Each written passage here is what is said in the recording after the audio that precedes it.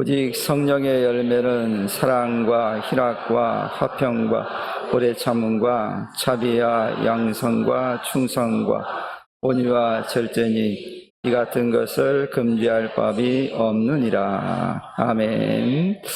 오늘 특별히 우리 귀한 직원 세미나에 오셔서 우리 말씀을 전하실 김정현 장로님은 우리 교단 부총회장님도 역임하셨고, 또 지금 현재는 선결사 선결신문 사장님으로 계십니다. 그리고 참좋은교회 장로님으로 섬기고 계십니다. 이 참좋은교회는 우리랑 같은 지방은 아닌데 다른 지방인데 매우 가까운 거리에 있습니다. 상동의 시청 앞에 있는데요. 우리 교회에서 한 1.2km 직선거리 이렇게 있는 교회입니다.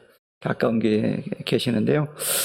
특별히 오늘 모셔서 참된 그리스도인의 성숙한 섬김이라고 하는 주제의 말씀을 가지고 우리 귀한 말씀 전해 주실 때 우리 모두가 은혜 받는 그런 시간이 되기를 소망합니다.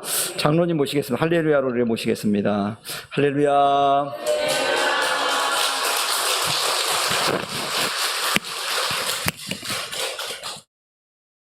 예, 감사합니다. 이렇게 또 오전에 담임 목사님을 통해서 은혜 많이 받으시고 오후에 평소에 이렇게 많이 참석하는 거 아니죠?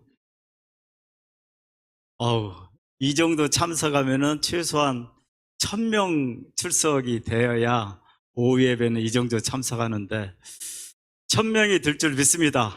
예.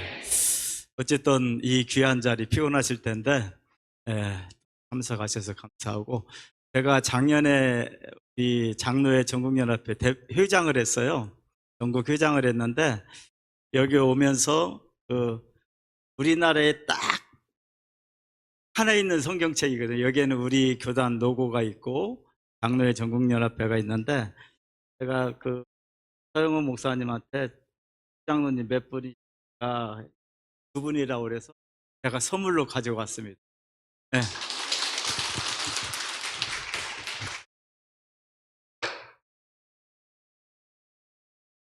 안 나오신 거 아니죠?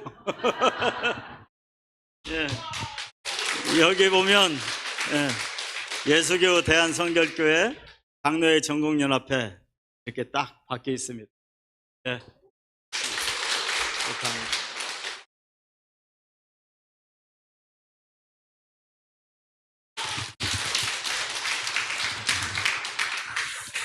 예. 부러우시면 장로 드십시오. 그러면은 갖다 드리도록 하겠습니다. 정말 목사님 말씀대로 너무 가까워요. 점심, 오늘은 저희 교회 여전도 연합회에서 보리 비빔밥이 나왔더라고요. 다행히. 엄청 빨리 먹었겠죠.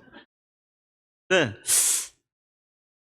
보리 비빔밥에는 좀 고기가 갈아서 들어갔던지 계란이 하나 들어가야 되는데 아무것도 없었어요. 그래서 나만 안 주나 하고 이렇게 보니까 다 안 좋더라고요. 그래서 그래도 맛있게 먹고 이렇게 왔는데 저는 이제 듣기만 했어요. 우리 교회에서 가까운 데 있다. 네, 정말 가까워요. 저희 집이나 비슷해요. 오는데 여기 지하도 건너니까 바로 교회가 있어서 너무 감사해서 길게 해도 되겠구나. 집이 가까우니까 제가 보통 6시에 저녁 식사하니까요. 5시 반 정도 끝나도 되겠구나. 그런 생각을 해봤습니다. 어쨌든 이렇게 또 은혜로운 교회에 방문하기 위해서 감사하고요. 또 우리 서영원 목사님은 우리 교단에서 주목받으시는 목사님이시니까 또 얼마 전에 성결교 신대원 원장으로 또 취임도 하시고 여러 의회부서 이렇게 섬기시고 또 특별히 선교 쪽에 이렇게 뛰고 계시는데, 어쨌든 훌륭한 목사님이 벌써 저는 한 1, 2년 되셨나 그랬더니 5년? 이렇게 됐어요. 잘 하시나 봐요. 5년 동안 이렇게 모시고 있는 거 보니까 잘 하시나 봐요. 어쨌든 서영원 목사님을 이렇게 담임 목사로 함께 동역하는 여러분들 축하드립니다. 이렇게 훌륭한 목사님들 찾기 쉽지 않은데, 특히 후임으로 오셔가지고 이렇게 정착하기가 쉽지 않은데, 여기에는 담임 목사님 또 사모님이 열심히 하는 그런 거겠지만, 이 성도의 아름다운 섬김을 통해서 가능하지 않겠다 생각이 합니다. 저희 교회도 42년 5개월 심우하시고 작년에 은퇴하셨고, 새로운 목사님이 거제도에서 오셨는데 아주 열심히 하고 있습니다. 그래서 제2의 부흥을 꿈꾸고 있고, 또 여기 부평 성산교회도 제2의 부흥을 꿈꾸고 있기 때문에 성장과 성숙으로 이렇게 주제를 잡았지 않았나 이렇게 생각이 듭니다. 어쨌든 그 설교를 얼마 전에 제가 이제 그 김포 순복음교회 똑같은 세미나를 인도했어요. 순복음교회 세미나를 인도하는데 순복음 없더라고요. 그냥 말만 하면은 그냥 아멘이 그냥 제가 민망할 정도로 저도 아멘에 익숙해지가 않아가지고, 근데 아주 그렇게 뜨겁더라고요. 그래서 순복음 이런 생각이 들었는데, 거기에 못지않게 예수교 대한성결교회도 뜨겁습니다. 예, 이 성산교회가 병성산교회가 뜨거운 열정과 열심을 가진 제2의 부흥, 우리 교단의 모범된 그런 교회로 발돋움하기를 기도하겠습니다. 또 소망해 보겠습니다. 어, 저는 이제 그 시골에서 성장을 했어요. 제 고향 주소는 안 잊어버리더라고요. 저는 충청남도 논산군 은진면 남살리 224번지에서 태어났습니다. 그래서 거기는 또 은진미륵도 있고 그래서 불교, 유교가 굉장히 강한 지역인데, 어느 날 제가 어렸을 때에 지금 생각해 보니까 신학교를 졸업하고 아마 개척하기 위해서 저희 동네에 방문을 총각. 그래서 저희 집은 정말 미신 섬기는 가정이 우환도 많았고, 그때 굉장히 우환이 심했을 때 분이 저희 집을, 그래가지고 대화 끝에 어머니가 결정하기를 저희 집에서 천막 치고 개척하라고 허용을 했습니다. 그래서 그 동네 1호 개종을 한 거죠. 그래서 기독교. 그런데 신기하게 제가 어렸을 때 뭘 알겠습니까? 이렇게 우환이 많았던 저희 가정에 한순간에 우환이 다 떠나갔어요. 그래서 어린 마음에 두렵기도 하고, 이게 뭐지? 왜 이렇게 마당에서 왜 우환이 이렇게 떠나지? 이해가 안 갔어요. 어린 마음에. 어찌하든지 저는 어릴 때부터 이제 이 안에서 성장을 했고, 초등학교 5학년 때 친한 친구 3명이 있었는데, 그 학교에서 이제 장래 희망을 물어볼 때에 그 친구는 목사 되겠다고 그래요. 저는 사장 되겠다. 그런데 신기하죠. 그 두 친구는 그랬던 목사가 됐어요. 저는 사장이 됐어요. 너무 신기하지 않아요?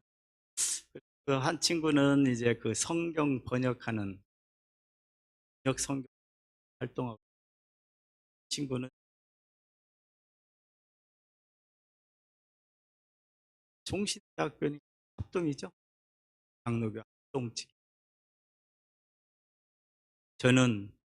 저도 어렸을 때는 이제 결혼하고 서울 올라오면서 저는 성결교회 장로로서 있습니다. 우연은 없는 것 같아요. 하나님은. 또 분명한 거는 하나님은 살아계신 걸 가지고 지금까지 신앙생활을 하고 있어요. 저는 어릴 때 중학교 3학년 때부터 여러 부서를 섬겼어요. 중학교 시골이니까 중학교 3학년 때부터 아이들 가르쳤어요. 교사죠. 교사를 제가 제일 많이 했던 거가 네, 교 사역. 그러면 이제 그 대정사. 이런 사역을 하면서 가장 행복한 가로 가장 한 시간이었던 거. 얼마 전에 제가 남북교회 경남 성섭 목사님 사모를 이제 정말 오래간만에 만났죠. 제가 부장 유초동 부장할 때 이제 대학교 저를 딱 만났는데 너무 반갑게 장로님 그때 제일 좋았다는 거예요. 저는 기억이 안 나는데 제가 부장하면서 제일 많이 그 부흥하는 반을 금반지를 걸었대요. 저는 기억이 없어요. 그래가지고 그때 엄청 부흥을 했대요. 대학교가. 그, 금반지 때문에 부흥 아닌 것 같아요. 어쨌든 그런 계기를 열심히 하고 너무 그걸 가지고 그립다. 어쨌든 그렇습니다. 우리가 섬기는 데 가장 중요한 가지는 실적으로 하는 가였는데 예수님의 사람이 되지 않고서는 저는 섬김에 한계가 있다고 봅니다. 네, 정말 내가 예수님의 참된 제자란다 하면 섬김에 지침이 없고 피곤함이 없고 낙심할 이유도 없는 것 같습니다. 그리고 또 한 가지는 사명입니다. 왜 예수님께서 나를 부르셨을까? 그거는 사명이 있기 때문에 부르셨습니다. 우리 동일한 사명이 뭡니까? 복음을 전하는 일이. 요즘 저는 수요일 날 너무 기다려져요. 저희 교회가 붕어빵 전도를 하거든요. 수요일 날 8시부터 한 500개 붕어빵을 두고 그 아파트 촌이니까 이렇게 500개 붕어빵 전도를 각양각색의 사람들을 만나죠. 때로는 같이 울기도 하고 때로는 격려도 하고 그러면서 하는 게 너무 행복해요. 그래서 제가 선언을 했습니다. 수요일 날은 제가 이제 성결심사 사장을 해 바쁘지 않겠습니까? 개인적으로 하나님 앞에 어쨌든 간에 수요일 날은 약속을 먼저 붕어빵 전도하는데 최우선 열심히 수요일 날 기다려지고 이렇게 다니다 보니까 주로 이제 공원을 많이 방문하게 되잖아요. 붕어빵 가지고 가면 처음에는 굉장히 사람들이 냉소적이더라고요, 요즘은. 그런데 매주 가니까 한 번은 제가 치앙마이 선교지를 가서 하지 못했는데 그 다음 주에 그러더라고요. 그렇게 냉소적으로 받아들였던 사람들이 제가 궁금했대요. 어디 아픈 거 아닌가. 네. 그런 관계가 형성이 되더라고요. 그래서 오늘 또 막 이 사무원이 불러요. 가서 보니까 70대, 79세 되신 분인데 저하고 이제 그 수요일 날마다 왜 나오겠다는 말을 한 번도 안 했는데 갑자기 오신 거예요. 저를 찾더래요. 너무 감사하다 이런 생각을 했습니다.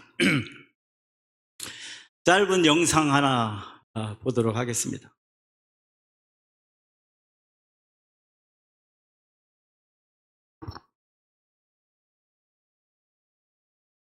소리 좀 켜주세요.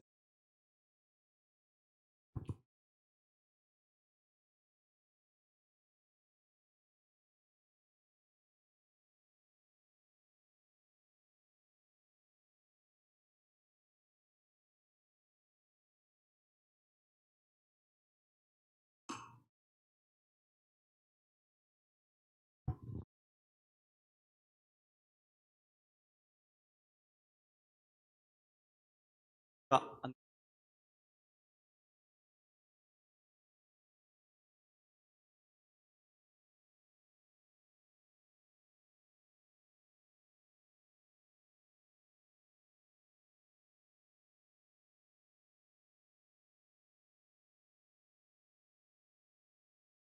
해가지고 네. 예.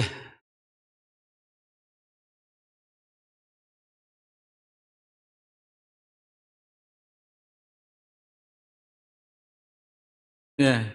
지금 이 모습은 어제 토요일 날 저희 교회 모습인데 우연히 제가 교회를 갔다가 오늘 이 시간도 있고 그래서 제가 짧게 영상을 찍었습니다.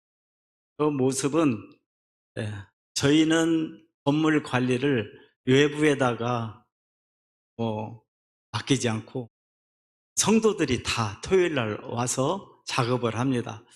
그래서 어제는 이제 십자가 붙이는 작업, 또 오늘 그 헌금성을 연습 장면, 보지 않은 장면, 이렇게 영상 찍어봤는데요. 그분들이 토요일 날 이 바쁜 시간에 왜 그렇게, 근데 얼굴에 너무 기쁨이 충만해요. 왜 그럴까요? 왜 그럴까요? 일로 생각하고 했을까요? 아니면 사명으로 생각하고 했을까요? 사명으로 생각하기 때문에 기쁨이 있는 것 같습니다. 저분들이 일로 생각했으면 토요일 날 남편도 집에서 있고 또 아이들도 같이 지내야 될 시간인데 그렇게 나와서 봉사하는 것은 사명으로 생각하기 때문에 그렇습니다. 여러분들 금년에 여러 사역이 은사에 따라서 주어졌을 텐데 여러분들은 주어진 그 사역에 대해서 일로 생각하십니까? 아니면 하나님이 주신 사명으로 생각하십니까? 이것만 오늘 잘 각자 정립만 되면 저는 세미나는 더 이상 진행 안 해도 별로 생각이 됩니다. 여러분들 어떤 일이 주어지든 일로 생각하지 마시고 하나님이 주신 사명으로 생각해서 즐겁게 그렇게 사역을 감당했으면 좋겠다 생각이 듭니다. 제가 아이들한테 하는 얘기가 있습니다. 어차피 할 일이면 즐겁게 해라. 짜증내서 안 할 것 같으면 짜증내라. 그런데 짜증내더라도 해야 될 것 같으면 즐겁게 해라. 아이들한테 저는 정말 많은 얘기를 그 얘기를 합니다. 공부를 하든 교회를 다니든 무엇을 하든 해야 될 것 같으면 즐겁게 해라. 공부 안 해도 될 것 같으면 해야 될 것 같으면 즐거운 마음으로 공부해라. 교회도 마찬가지고 다닐 것 같으면 즐겁게 다녀라. 그게 제가 아이들한테 하는 얘기입니다. 사실 오늘 갈라디아서 5장 22장 22절 23절 가지고 말씀을 준비했어요. 근데 말씀은 이제 훌륭한 목사님이 계시니까 제가 말씀을 전하는 것은 아닌 것 같아서 제가 어떻게 지금까지 신앙생활을 해왔는지 거기에 대해서 잠깐 나누고 있습니다. 오늘 성경을 제가 이제 그 말씀을 준비하면서 성령의 9가지 열매가 있습니까? 이 9가지 품성은 독립적인 것이 아닌 우리가 다 알고 있어요. 영어 성경에 보면 프루트가 아니라 프루스로 나왔습니다. 단수로. 그렇기 때문에 9가지 품성은 독립적인 품성으로 우리에게 주어지는 것이 아니라 그것은 전인격적으로 성령 하나님이 우리에게 주시는 은사이십니다. 그래서 하나님과의 관계 속에 주어지는 그 품성은 우리가 잘 알다시피 사랑과 사랑과 화평, 하나님과 관계 속에서 우리에게 주어지는 품성들입니다. 그리고 사람들과의 관계 속에 주어지는 품성은 오래 참 인내죠. 자비, 양선이 인간 관계 속에서 주어지는 품성입니다. 또 마지막으로 이웃과의 관계 속에서 맺어지는 품성은 충성과 온유와 절제입니다. 그래서 이 하나님이 주시는 선물을 가지고 우리가 섬겨야 될 텐데, 그러기 위해서는 어떤 마음으로, 어떤 자세로 섬겨야 될 것인지 제가 정리를 해봤어요. 이거는 이제 뭐 제가 지금까지 신앙생활 해오면서 정리를 한 것이기 때문에 어디 교과서에 나오는 게 아니고, 그래서 그냥 혹시 전달하는데 잘못 전달이 되더라도 그래서 삭제해 주시고 들을 것만 들어주시면 감사하겠습니다. 오늘 재직 세미나니까 우리 현장에 보면 재직은 자격, 어떤 자격을 가진 자가 재직이 되는, 또 직무가 있습니다. 직무는 담임 목사님을 도와 좋은 협력자가 되는 것, 또 당회, 지도하에 교회의 대반 사무를 분담해서 하는 것, 이게 직무입니다. 자격은 잘 알다시피 성령과 지혜가 충만한 자, 또 신앙생활의 본이 되는 자, 또 은혜의 경험이 있는 자. 제가 가끔 사투리가 나오더라도 용서해 주시기 바랍니다. 제가 논산에서 성장했는데 학교는 전주에서 다녔어요. 전주에서, 논산이 전주하고 대전하고 중간 정도 돼서 어떤 친구들은 대전으로 가고 전주로. 저는 전주에서 다녔기 때문에 가끔 호남 사투리가 나오더라고요. 저도 모르게. 좀 양해 부탁드리고요. 자격과 직무, 여기에 대해서는 우리가 뭐 문자 그대로 받아들이면 되고요. 그러면은 직무하는 그 직무를 어떻게 할 것인가, 거기에 대해서 한번 살펴보도록 하겠습니다. 제가 정리하기는 첫 번째로 믿음의 헌신으로 섬겨야 된다고. 믿음이라는 게 뭐예요? 믿음. 여러분들 믿음을 어떻게 생각하세요?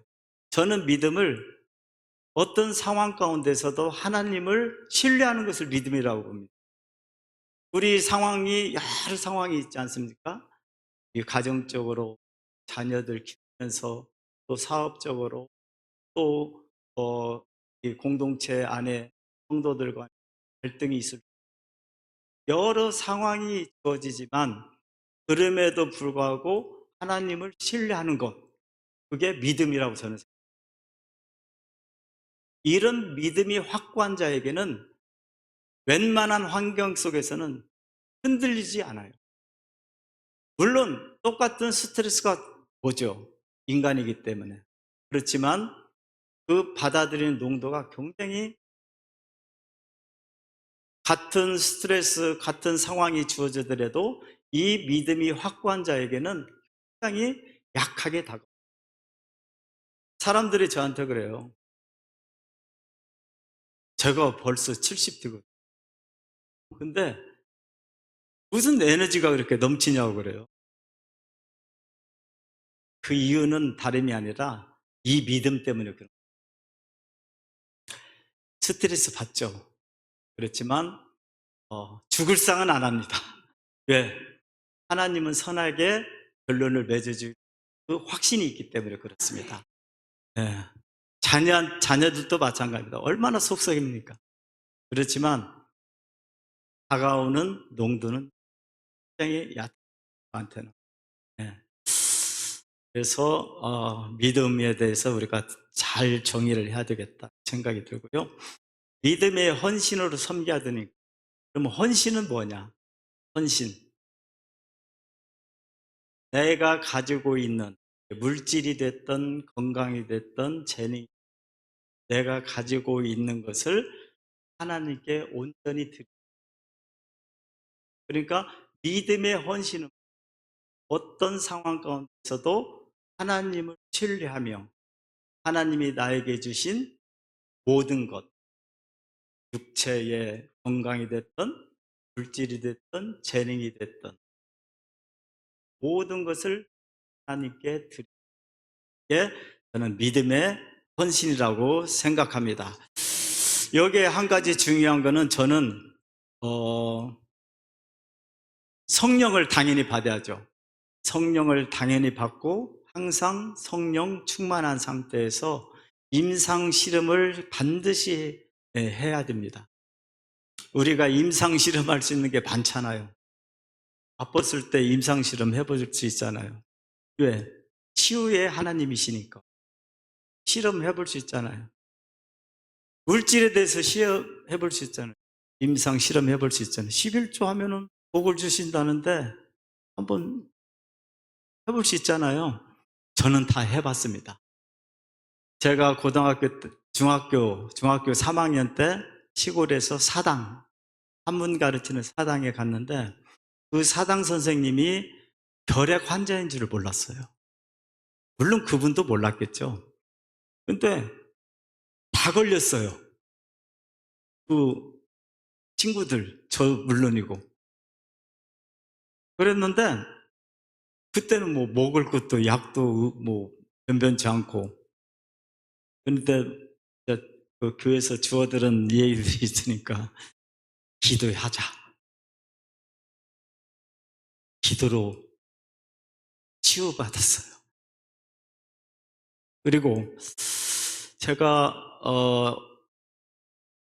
29살, 30살 정도 됐을 때 아침에 출근을 하려고 하는데 무슨 현상인지 모르겠어요. 그냥 그대로 뒤로 넘어져 버렸어요.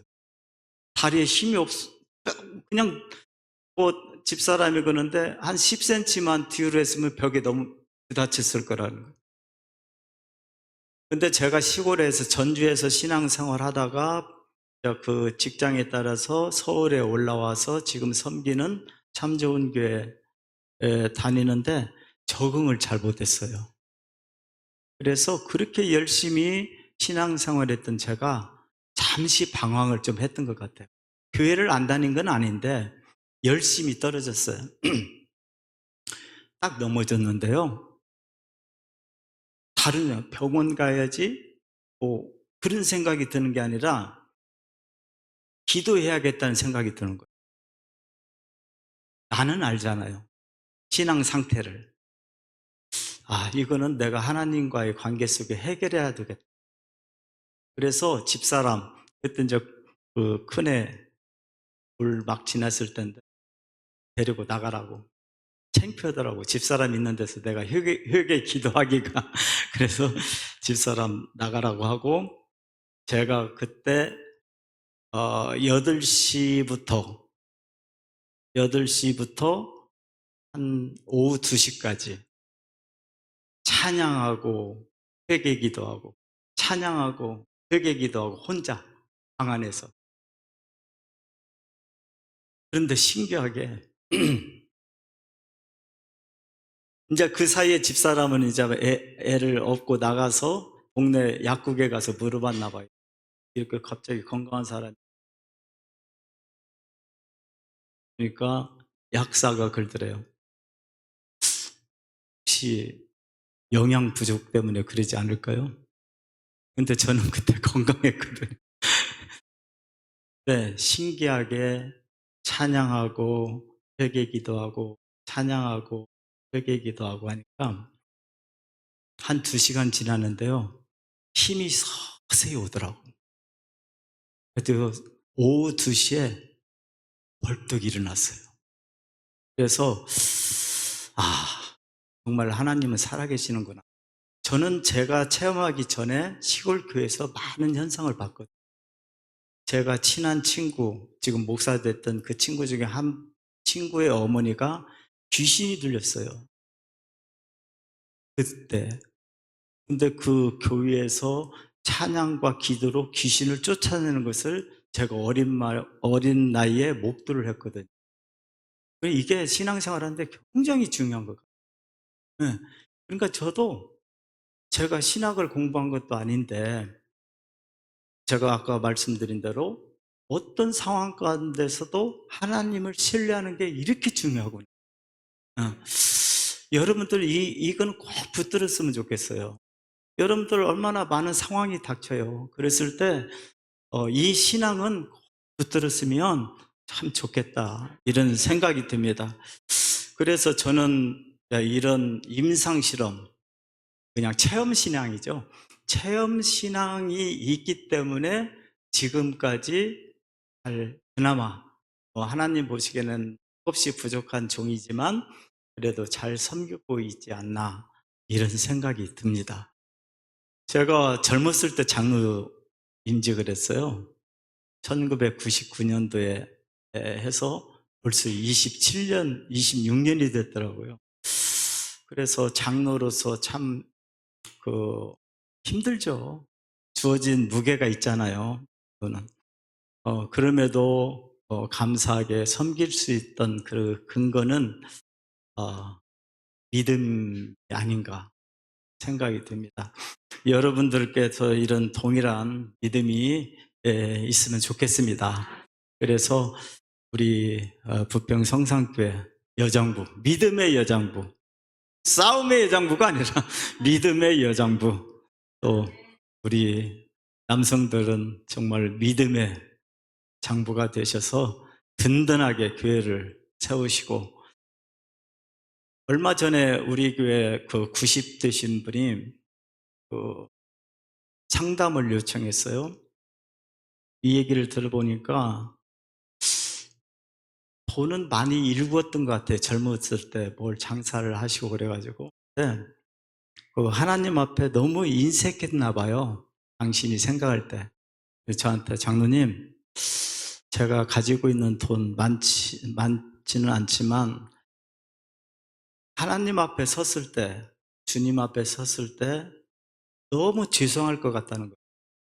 그러면서 했으면 좋을까요? 그러시더라고요. 원사님은 뭐 하고 싶으니까? 그랬더니 이 선교제에다가 교회 하나 졌으면 좋겠다고. 그래가지고 교회를 3천만 원 헌금하셔가지고 교회를 짓고, 저번 주에 제가 그 선교제를 다녔습니다. 그 권사님이, 제가 갔다 와서 사진을 몇 장 이렇게 보여드렸더니 정말 어린 아이와 같이 그렇게 즐겁게 펄쩍펄쩍 쉬는 거예요. 그러면서 이제 주님 앞에 설 수 있을 것 같다고. 주님은 그런 거 판단을 하시지 않는 거 여러분들 잘 아시죠? 그렇지만 인간의 생각으로 그나마 주님 앞에 좀 체면치는 했다, 그렇게 자족하는 것 같습니다.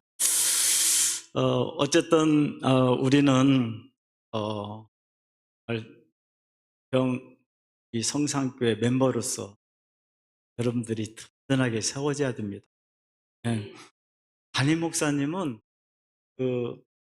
성도님들이 이렇게 신앙적으로 성장하는 모습을 보면 굉장히 기뻐할 것 같아요.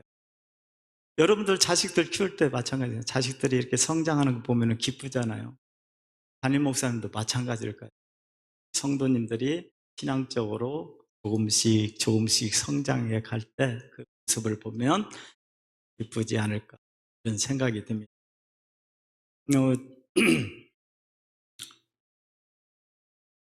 제가 이제 저는 사장이 되겠다고 그랬잖아요. 근데 사장을 되고 싶어서 된 게 아니고 회사가 부도나서 사장이 됐어요.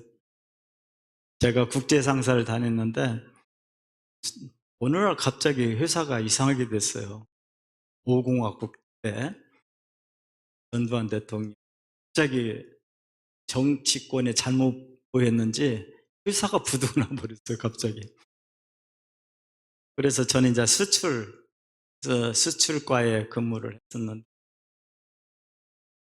이제 미국에 있는 거래처 바이어가 자기가 한국에 주문하는 거 인스펙션 품질 검사해서 선적 좀 해달라고 그래서 시작을 했거든요. 그렇게 시작을 했는데 제가 아까 11조에 대해서 임상실험 해봤다고 그랬잖아요. 그때는 이제 저희 교회가 역곡에 있을 때예요. 역곡에 있을 때인데 이 중동으로 이제 이전을 해야 되는데 건축 헌금을 헌신을 하잖아요. 교회가 이렇게 건축을 하려면. 근데 저는 아이들 앞으로 그때 제가 전세 살 때예요. 전세 살고 있을 때인데 아이들 이름으로 하고 싶은 생각이 갑자기 기도하는데 들어서 감히 저희가 큰애가 딸이고 그 둘째가 아들인데 딸 이름으로 5천만 원, 아들 이름으로 5천만 원 이렇게 작정을 했어요. 집사람한테 쫓겨날 뻔하셨습니다. 근데 저는 자신이 있었어요. 왠지 잘 될 것 같아. 했어요. 다 했어요, 근데. 그래가지고 저는 사업을 하면서 11조를 철저하게 떼요. 사업이 저도 능력도 없는 사람이 하나님 은혜로 사업장이 커지니까 11조의 유혹을 받더라고요. 11조. 몇십만 원까지는 그냥 당연히 11조 해야지. 그런데 이게 막 액수가 올라가니까 유혹을 받아요. 또 타협을 하려고 그래요, 주님과. 그래서 안 되겠다 해서 그때그때 11조를 뗐어요. 그리고 그냥 11조 함에 넣어버렸어요. 그리고 11조 할 때 세어보지 않았어요. 또 유혹을 받을까봐. 그래가지고 그냥 월 말에 11조 통해서 해가지고 그냥 드렸어요. 얼마인지도 모르고. 그렇게 해서 이제 제가 11조의 축복이었구나. 그렇게 임상 실험에 성공을 했습니다. 예, 그래서 우리 자녀들한테도 그거는 제가 가르칩니다. 11조에 대해서는. 한 번은 딸이 이제 그 직장 치과 의사인데요. 첫 월급을 받고 전화가 왔어요. 아빠, 11조를 해야 되는데 세금 전해야 되는 거야? 세금 떼고 하는 거야? 그거를 이제 전화로 물어보더라고요. 제가 간단하게 대답을 했어요. 네 마음이 편한 대로 해. 세금을 떼고 11조 하는 게 편하면 그거 하고 두 개 다 하나님은 합당하게 받을 거야. 세금을 떼지 않은 상태에서 우리가 그로스라고 그러죠. 그로스 인컴에 대해서 11조 하고 싶은 대로 하고 그다음에 세금을 뗀 넷 인컴에 대해서 11조 하고 싶으면 그렇게 그러고 끊었죠. 나중에 지금 애들이 캐나다에 있거든요. 캐나다에 살고 있는데 캐나다에 방문해서 딸이 다니는 교회 담임 물어봤어요. 그랬더니 그로스 인컴에 대한 11조 세금을 떼기 이전에 왜 이게 중요하냐면 캐나다는 우리 그 딸 보니까 49%를 세금을 떼요. 49%. 물론 이제 그 고소득자니까 그러겠죠. 그러니까 엄청 크잖아요. 49% 제한 11조와 그러지 않은 11조 액수가 크잖아요. 그러니까 아마 고민 끝에 전화를 했던 것 같아요. 근데 감사하게 세금 떼기 전에 11조를 했더라고요. 축복 엄청 받고 있어요. 어. 그래서 이 임상실험 꼭 해보시기 바랍니다. 그래서 이런 그 체험적인 그 믿음을 가지고 신앙생활을 해야 있어요. 그걸 한번 권고하고 싶고요.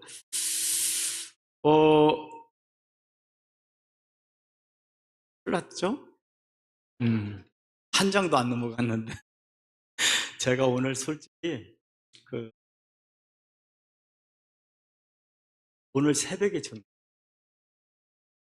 그동안의 하고자 했던 것은 싹 없애버리고 새벽에 새벽에 4시에 일어나. 저는 너무 감사했어요. 오늘 새벽 4시에 일어나서. 왜 감사했냐면 이걸 한번 쑥 훑어내려와 버렸을 때부터 오늘 아까 찬양 은혜였소라는 은혜 찬양 했잖아요. 정말 은혜더라고요. 그래서 저는 막 흥분이 됐어요. 하나님이 나의 이 70년 삶 가운데에 이렇게 역사를 해주셨다는 거야? 이렇게 은혜를 베풀어 주셨다는 거야? 너무 개인적으로 감사했어요. 네. 그러면서 이걸 우리 부평 성산교회 성도님들하고 정말 나누고 싶다, 그런 생각이 막 들었어요. 그래서 전에 준비했던 원고 싹 폐기해버리고 새벽 4시부터 2시간 동안 제가 집에 이제 기도하는 방이 있거든요. 기도방에 골방에 들어가가지고 정리하는데 재밌어요. 재밌는데 한 번 더 와야 될 것 같아요. 왜 그러냐면 이거 한 장도 안 넘어갔는데 제가 석장을 준비했는데 가까우니까 한 번 더 올게요.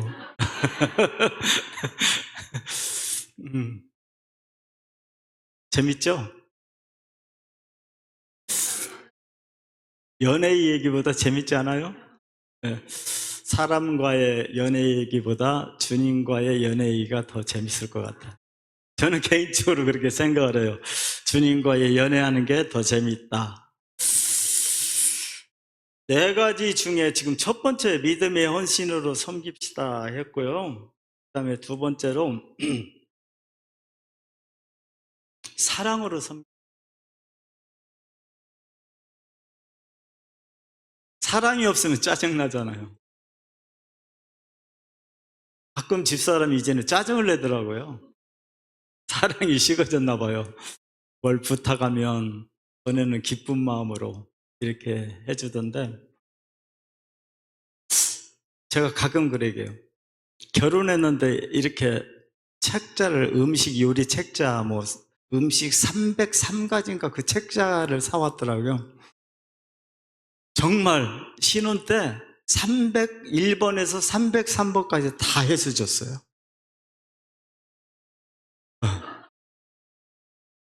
1번에서 303번까지 다 해서 줬어요. 저를 위해서 해준 줄 알았어요. 나중에 보니까 아이들 위해서 한 거예요. 거기에 보니까 간식거리도 많고 그 303가지니까 사랑이 있으니까 아이들한테 해주든 남편한테 해주든 사랑이 있으니까 기쁜 마음으로 즐겁게 이렇게 하더라고요. 여러분들 지금 섬기고 있죠? 교사로, 성가대로 또 각에서 섬기고 계실 텐데 한 5초만 생각해 보세요. 사랑으로 섬기고 있는지 아니면 의무감에 하고 있는지. 의무감에 하신 분들은 빨리 사랑을 회복하시기 바랍니다. 그래야 돼요. 그래야 기쁨, 내면의 기쁨이 있고 또 행복이 있고 또 즐거움이 있습니다. 왜 이런 소중한 품성을 놓치면서 살고 계세요? 여러분들 사랑이 식었으면 얼른 주님과의 사랑을 회복하시기 바랍니다. 사랑을 회복한다는 게 뭐예요? 성령 충만함이에요. 성령 충만하다는 것은 내 마음속에 주님이 충만히 계신다. 여러분들 사랑이라는 게 여러분들 마음속에 간직하기니까 사랑을 하잖아요. 사랑하지 않는데 마음속에 간직하는 거잖아요. 그렇잖아요? 이제 주님이 내 마음속에 충만히 계실 때 여러분들은 회복하는 겁니다. 회복하실 거죠? 다음에 와서 확인해 볼 거예요. 근데 제가 느끼는 거는 굉장히 표정이 밝아요. 부평 사람들은 그러는가? 우리 옆 동네 부처는 안 그런 것 같던데. 굉장히 표정이 밝아서 제가 막 기분이 좋습니다. 예. 사랑을 회복합시다. 어, 제가 한때는 정말 주님을 사랑했나 봐요. 전주에서 그 교회를 섬기다가 그 교사를 한 거죠. 주일학교 교사. 그리고 서울로 발령이 나왔을 때가 10월 달이었어요. 그러면은 그 해 임기를 마치려면은 2개월이 남았잖아요. 물론 제가 가르치는 그 분반 아이들도 보고 싶은 마음이 있었지만 어쨌든 그 교회를 사랑하고 또 주님을 사랑하고 아이들을 사랑하는 마음이 컸었나 봐요.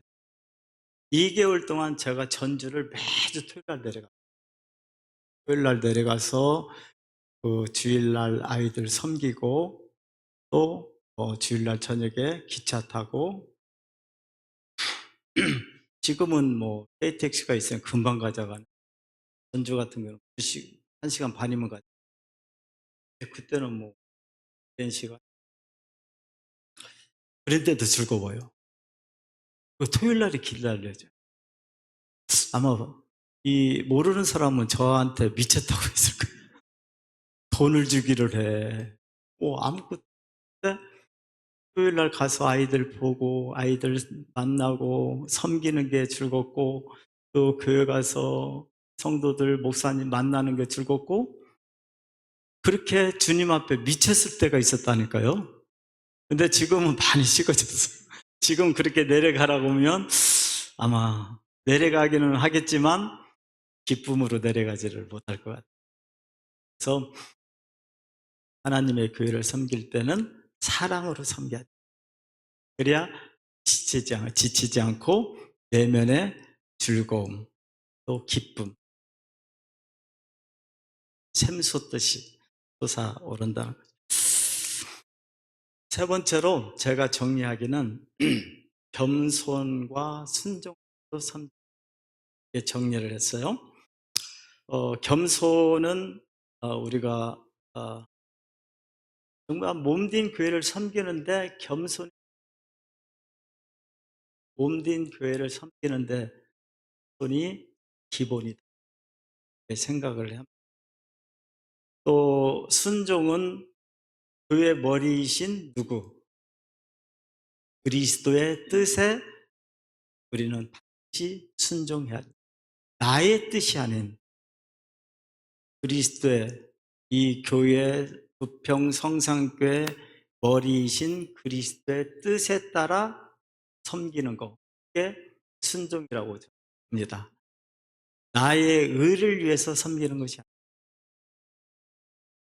아니고 가끔 안타까운 게 교회를 잘 섬기다가 물론 직장에 따라서 사가고 환경이 변화돼서 가는 거는 어쩔 수 없이 저도 인정이 됩니다만은 교회 안에서 의견 충돌로 인해서 또 상처받고 이런 분들 있잖아요. 어, 이 순종의 개념이 잘못돼서 그런 것 같습니다. 어쨌든 하나님의 뜻에 따라 순종합시다. 나의 뜻을 이루기 위해서 그거는 반드시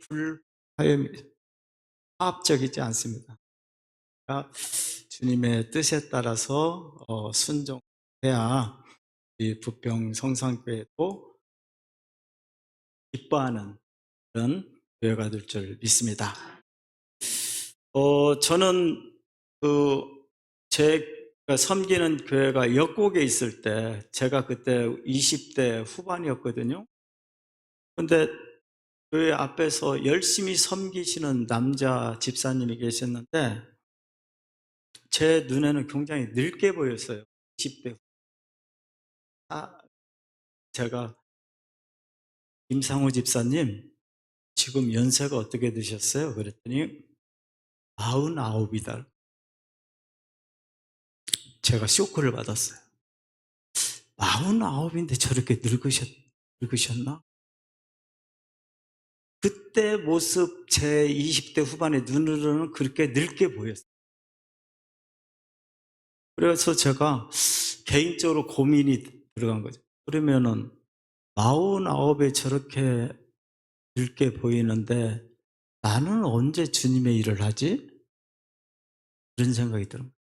그래서 그 서원 기도는 아니고 제가 혼자 중얼거렸어요. 하나님, 50까지는 제가 열심히 살겠습니다. 사업을 하든 직장을 다니든 열심히 살겠습니다. 그런데 50 이후로는 49 된 집사님이 저렇게 늙으셨는데 50 이후로는 하나님 일하면서 살고 싶습니다. 그렇게 서원 아닌 기도를 했어요, 제가. 그리고 잊어버렸어요. 잊어버렸어요. 그냥 충격을 받았고 제가 푸념식으로 기도했는데 잊어버렸어요. 근데 1990인가 그 IMF가 왔잖아요. 7년인가? 그래가지고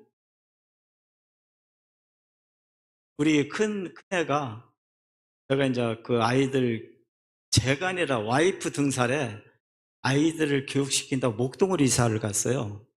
서울 목동으로. 근데 이놈아가 그때 5학년 때인데 거기는 목동은 부천하고 또 상황이 틀리더라고요.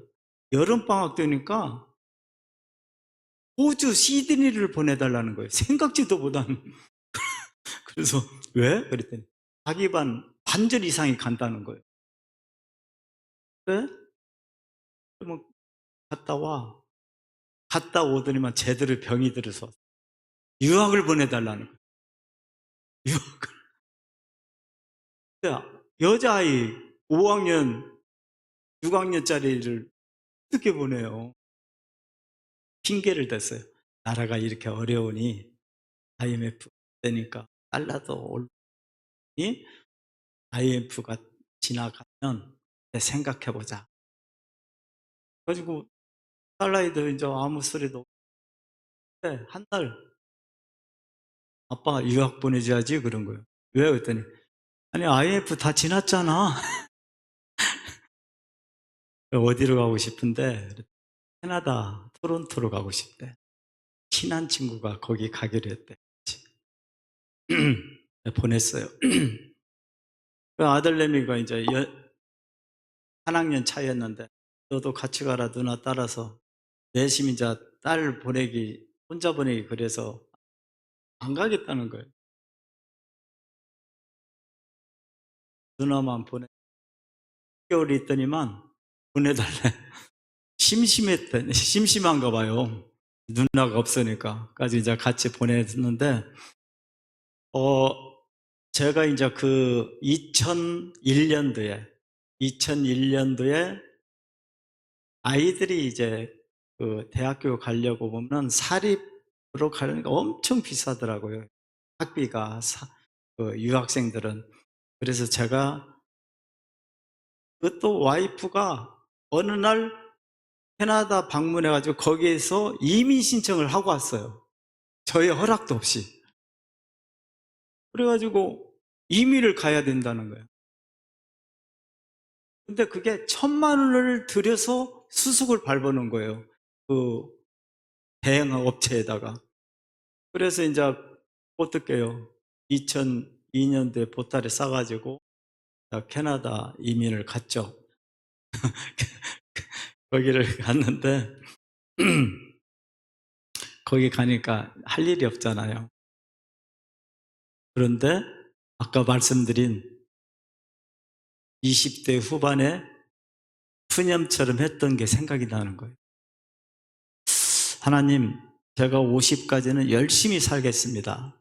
50 이후로는 하나님 일을 하면서 살겠습니다. 그게 생각나는 거예요. 갑자기. 그러고 보니까 나는 잊어버리고 있었는데 하나님은 일하고 계셨더라고요. 제가 큰 돈은 없더라도 이렇게 생활비 걱정하지 않고 하나님 일을 할 수 있는 모든 환경을 하나님은 하고 계셨더라고요. 그런데 중요한 게 고민이 하나 있잖아요. 그때 이제 저는 40대 중반. 너무 젊잖아요. 세상 일 다 뒤로 하고 하나님 일만 하는데 너무 젊기도 하고. 근데 하나님 일이라는 게 뭐지? 목사님은 교회에서 목회하고 성도들 돌보고 할 일이 있지만 장로가 하나님 일을 뭘 하지? 그게 고민이 생긴 거예요. 고민이. 그런데 그것조차도 하나님은 준비하고 계셨더라고요. 시간이 많이 가니까 제가 이렇게 좀 빨리 진행을 하면 제가 요즘 하고 있는 일은 선교 동원가예요.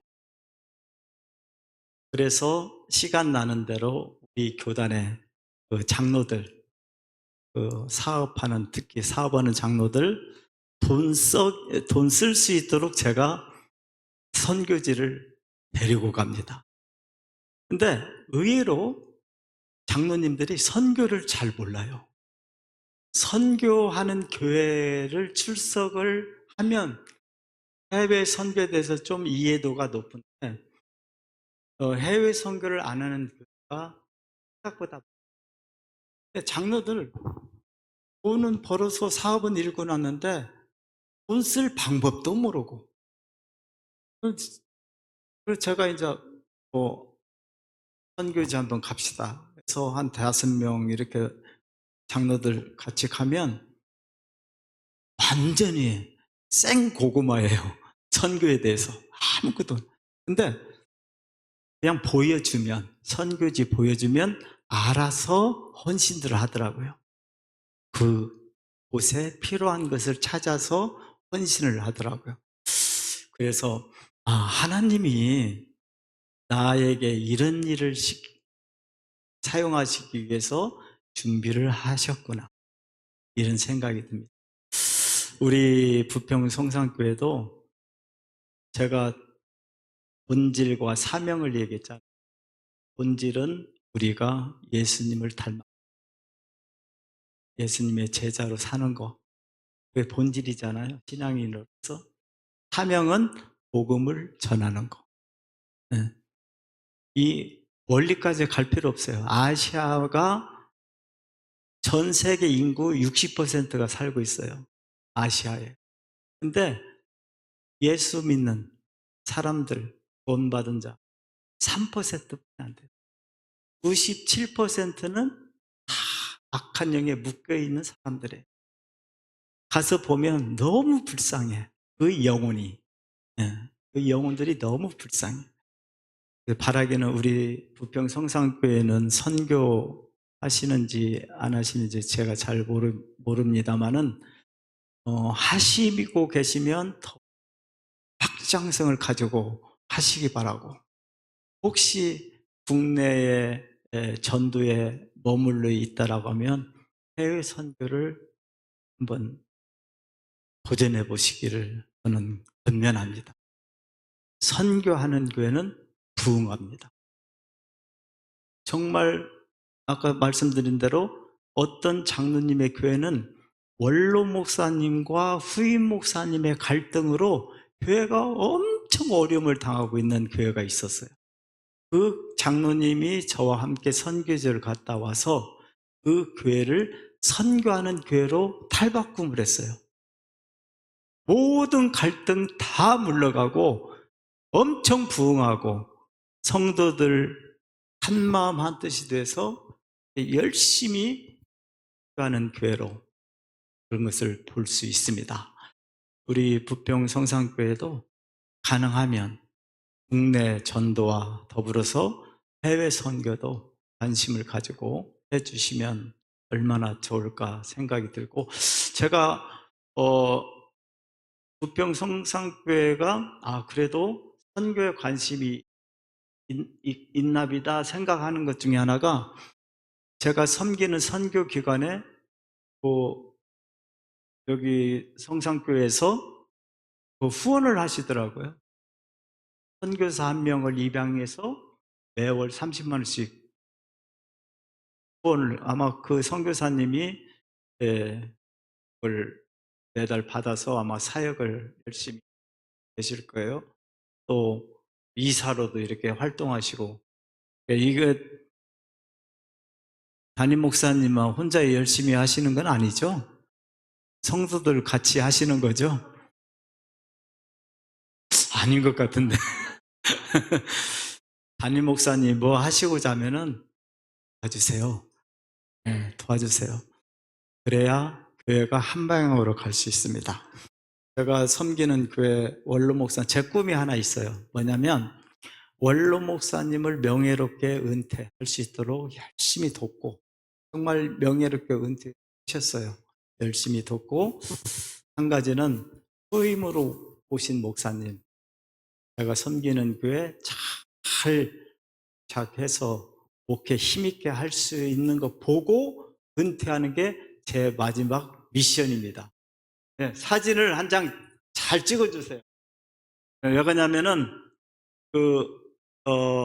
신문에 제가 한번 성산교회 세미나 이걸 신문에 하나 내서 좀 부평 성산교회가 이렇게 열심히다는 것을 좀 잘 찍어주세요.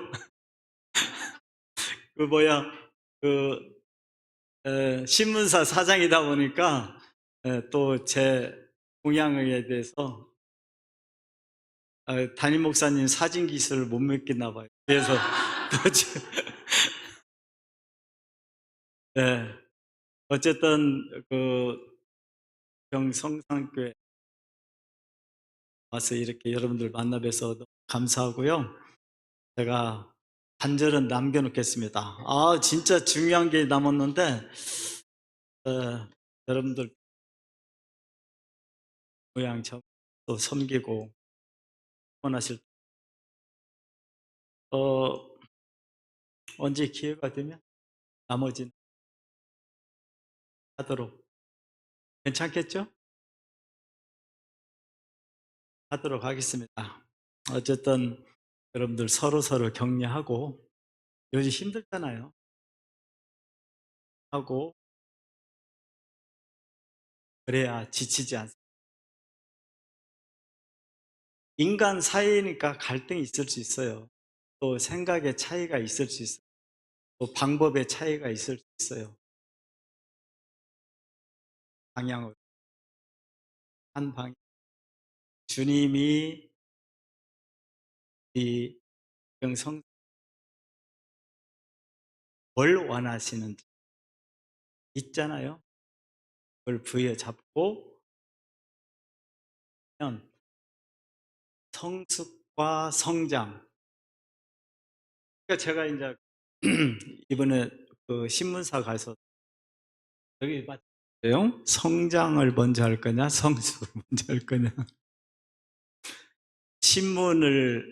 고급진 신문을 먼저 하고 구독자에게 부탁할 거냐, 아니면은 구독자를 확보하고 신문, 두 가지 방법. 성숙을 먼저 할 거냐, 성장을 먼저. 성숙이 먼저 해야 됩니다. 신문도 마찬가지. 좋은 신문을 만들 걸 먼저 해야지, 돈이 있으면 좋은 신문 만들겠다? 그건 평생 안 돼요. 돈이 있으면 선교하겠다? 평생 못 해요. 선교하면 물질이 하나님이 주어집니다. 그런 원리는 간단한 원리예요. 그러니까 이 원리를 가지고 우리 여러분들 힘내시고, 왜 그러냐? 하나님은 우리와 항상 함께 계시기 때문입니다. 기도하겠습니다. 사랑해 주님,